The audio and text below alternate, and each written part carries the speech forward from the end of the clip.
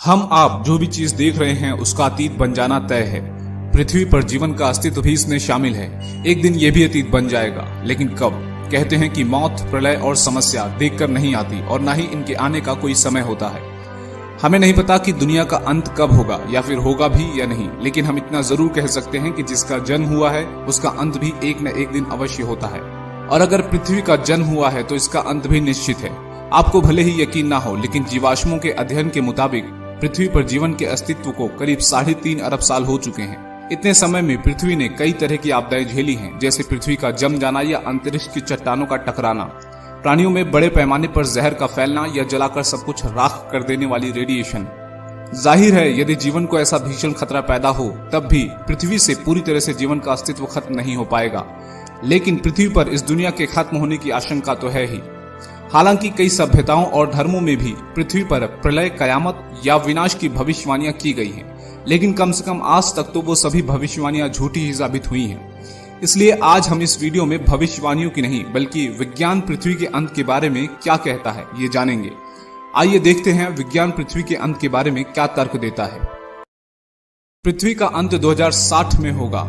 Father of modern science के जनक Newton के अनुसार ये दुनिया सन 2060 तक खत्म हो जाएगी। खास बात यह है कि न्यूटन ने ये ऐसे ही नहीं कहा था, बल्कि इसके पीछे भी एक फॉर्मूला था।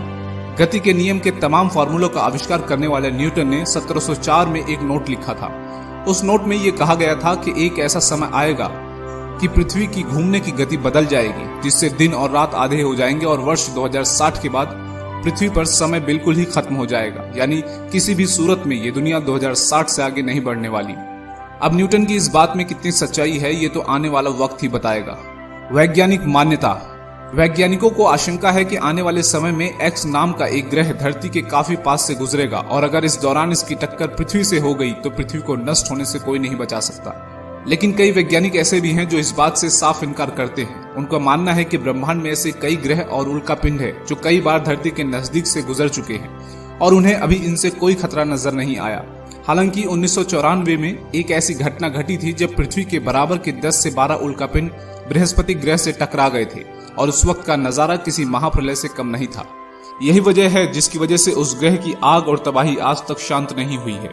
इसलिए वैज्ञानिक मानते हैं कि जो बृहस्पति ग्रह के साथ हुआ वह यदि भविष्य में कभी पृथ्वी के साथ हुआ तो पृथ्वी को नष्ट होने से कोई नहीं बचा सकता। ज्वालामुखी से तबाही।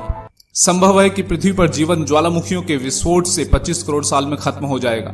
ऐसा होने पर पृथ्वी पर मौजूद 85% जीव नष्ट हो जाएंगे, जबकि 95% समुद्री जीवों का अस्तित्व नष्ट हो जाएगा। 1816 में इंडोनेशिया में स्थित माउंट अंबोरा नाम के ज्वालामुखी ने भारी तबाही मचाई थी, जिसकी वजह से 1.5 लाख लोगों को अपनी जान से हाथ धोना पड़ा था।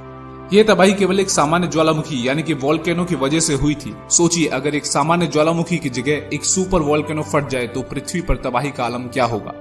सुपर वोल्केनो के फटने के दौरान ज्वालामुखी से जो लावा निकलेगा वो ब्रिटेन के आकार से लगभग 8 गुना बड़ा होगा और इस वोल्केनो के फटने से आसमान में बहुत बड़े काले धुएं के बादल बन जाएंगे जो सालों तक सूरज की किरणों को धरती पर आने से रोके रखेंगे, जिसकी वजह से पृथ्वी से जीवन गायब होने लगेगा और धरती का विनाश होना प्रारंभ हो जाएगा।